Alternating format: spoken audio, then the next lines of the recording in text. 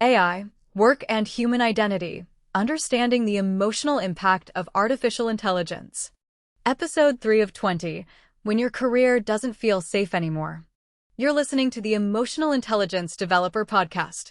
This is Episode 3, When Your Career Doesn't Feel Safe Anymore. For a long time, having a job could create a sense of security. You knew what you did. You knew what you were good at. You knew what you were earning. And, at least to some extent, you could imagine where your career was going. But what happens when that feeling starts disappearing? What happens when you look at your industry and realize that the way people work is changing? Maybe your company is introducing AI.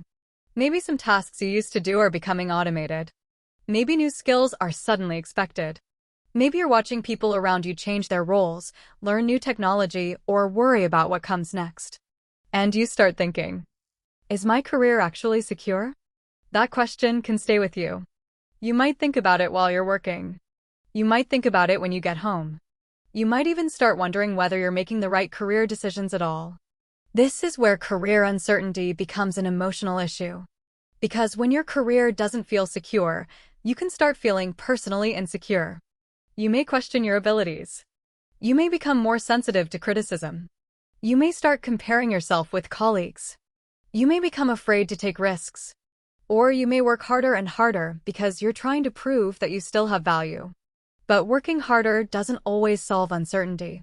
Sometimes it simply makes you exhausted while you're still uncertain. So, what can you actually do? Start by separating career uncertainty from personal failure. Your industry changing doesn't automatically mean you failed. Technology changing doesn't mean you weren't good at your job. And needing to learn something new doesn't mean everything you knew before was useless. The world can change without you having done anything wrong. That's an important idea to hold on to. Because when people interpret change as personal failure, they often respond emotionally instead of strategically. They become defensive. They stop learning. They hide their weaknesses. They resent younger workers. They resent technology. They resent management. Or they become so afraid of making a mistake that they stop moving altogether. None of those responses creates security. In fact, they can make you less adaptable. A better question is, what is changing and what can I do about it? Not, why is this happening to me? That shift sounds small. It isn't. The first question gives you something to work with. The second can keep you trapped in frustration. Look at your career honestly. What skills are becoming more valuable? What tasks are becoming easier to automate? What parts of your work require judgment? Where do people still need communication, trust, leadership, creativity, empathy, and decision-making? And where do you need to improve? You don't have to become an expert in everything. You need to understand where you're vulnerable and where you have opportunities to grow. That's emotional intelligence combined with practical thinking. But there's another issue. Sometimes career insecurity follows you even when your job is currently safe. You might have a good position. You might be earning well. You might have no immediate reason to worry. And yet you're constantly thinking, what if? What if the company restructures? What if technology changes my role? What if someone younger replaces me? What if my skills become outdated? What if I lose everything? That kind of thinking can turn a present problem into a permanent state of anxiety. And this is where you need to learn the difference between preparation and constant fear. Preparation asks, what can I reasonably do today? Fear asks, what if everything goes wrong tomorrow? Preparation produces action. Fear can produce exhaustion.